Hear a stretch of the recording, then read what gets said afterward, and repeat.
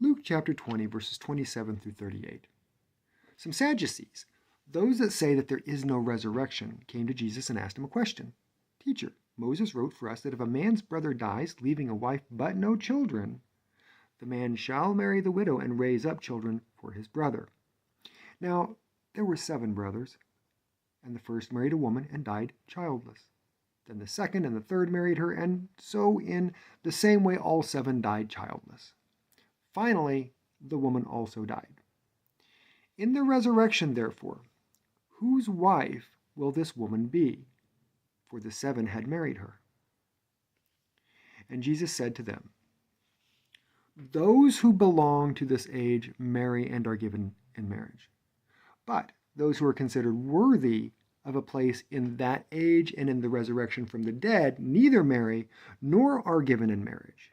Indeed, they cannot die anymore because they are like angels and are children of God, being children of the resurrection. And the fact that the dead are raised, Moses himself showed. In the story about the bush, where he speaks of the Lord as the God of Abraham, the God of Isaac, and the God of Jacob. Now, he is God, not of the dead, but of the living. For to him, all of them are alive.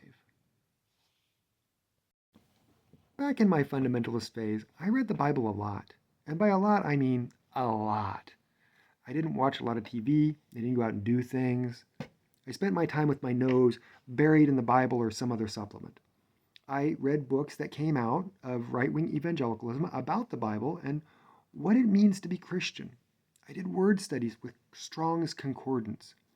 I even picked up a book on how to teach yourself Greek so that I could hopefully one day, at least partially, read the interlinear New Testament that I had picked up. When it came to biblical Christianity, I was all in. I strived to know as much as I could about the Bible and the truth of the Bible.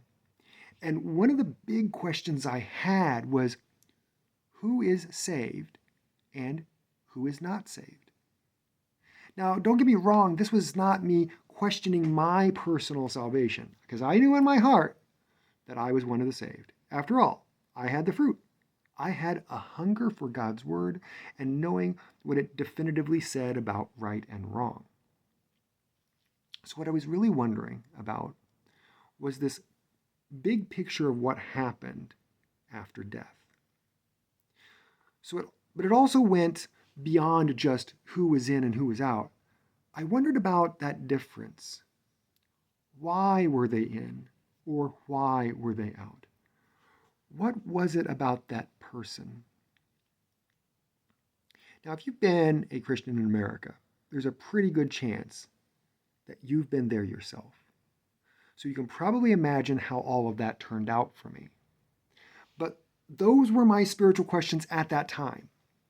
And maybe those are the questions I needed to be wrestling with at that time. But it's safe to say that many years later, today, those questions are no longer my questions. My questions are now radically different. And if I were to still be stuck in those questions, they would probably be causing me more spiritual harm than good. And here's why. The spark for spiritual growth and development is a willingness to ask questions. We all have questions about existence and the universe. We all wonder what's out there in some way. And various different religions have various different answers to those kinds of questions. What is life all about? What drives history? What does it mean to be a good person? How do I prioritize my life when I have so many things competing for my attention? What are my obligations to others? What are my obligations to myself? How do I become who I was truly meant to be? These are all spiritual questions, and many people will answer them differently.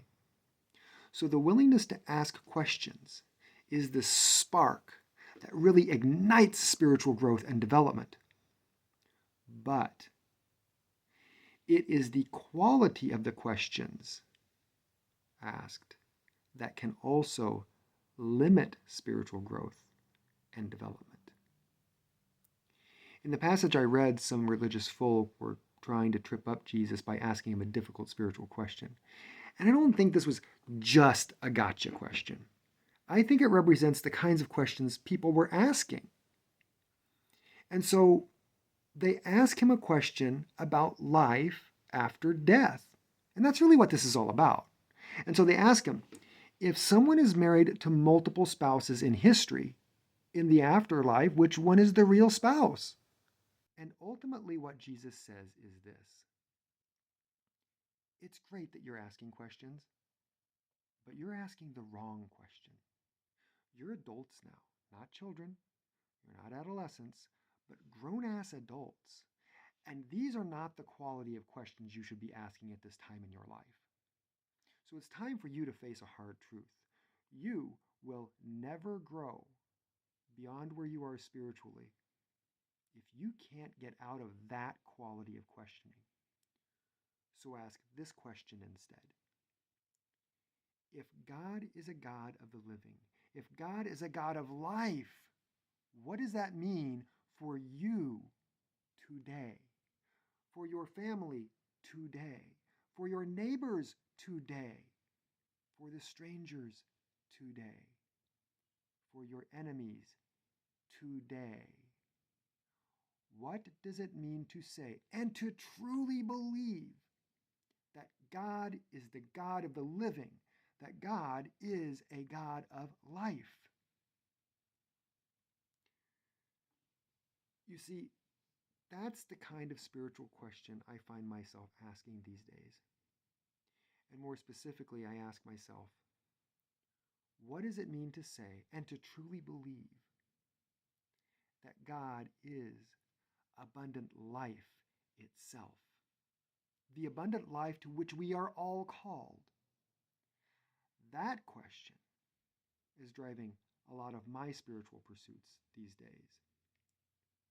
What does it mean for God to be abundant life itself? Asking spiritual questions is the spark that ignites spiritual growth and development. But it is the quality of your questions that will determine how bright your light can shine in this world. So, what are your questions? What are your bigger questions about, well, everything? What are they? I encourage you to take some time today to write them down so you can literally look at them right out in front of you. And then ask yourself, are these questions still serving your spiritual growth? And if not, what other questions might you be asking right now that would?